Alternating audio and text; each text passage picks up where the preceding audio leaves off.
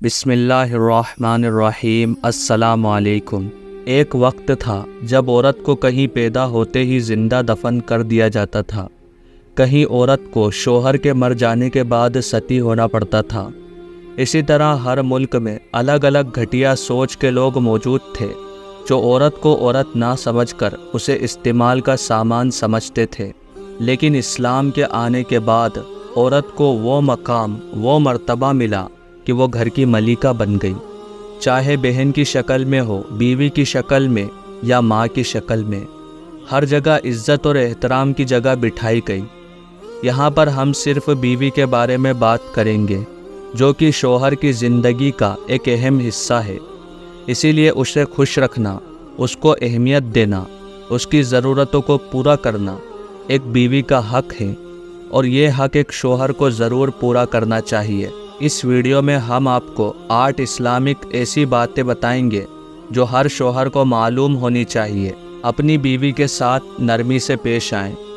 ہمارے پیارے نبی محمد الرسول اللہ صلی اللہ علیہ وسلم اپنی بیویوں کے ساتھ بہت ہی اچھا سلوک کرتے تھے اور ہمیشہ فرماتے تھے کہ اپنے گھر والوں کے ساتھ اچھا سلوک کرو۔ اسی لیے اپنی بیوی کے ساتھ برا برتاؤ نہ کریں، بلکہ کوئی معاملہ ہو تو اسے نرمی سے نپٹایا کرے اور اپنی ماں اور اس کے بیچ انصاف کے ساتھ فیصلہ کرے۔ گھریلو کاموں میں اس کی مدد کرے اور اسے گفٹ دے۔ ہمارے نبی صلی اللہ علیہ وسلم گھر کے بہت سارے کام خود کیا کرتے تھے، اور اسی طرح بہت سارے بزرگان دین کا بھی یہی طریقہ رہا ہے۔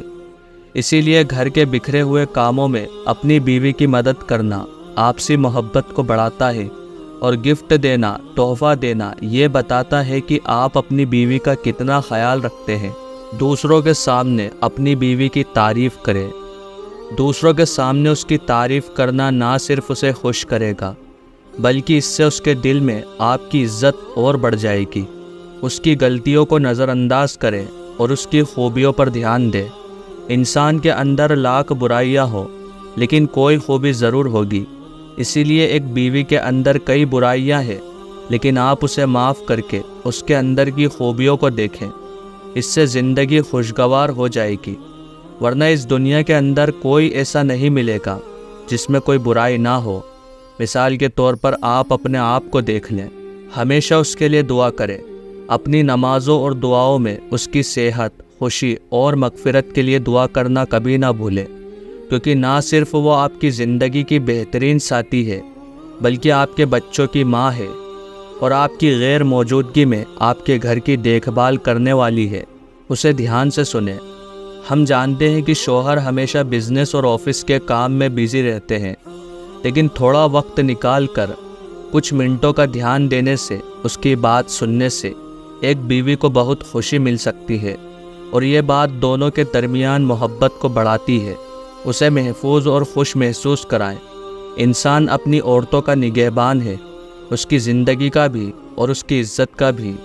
اسی لیے شوہر کو بیوی کے ساتھ ایسے رہنا چاہیے کہ عورت ہمیشہ اس کے سائے میں حفاظت اور خوشی محسوس کرے۔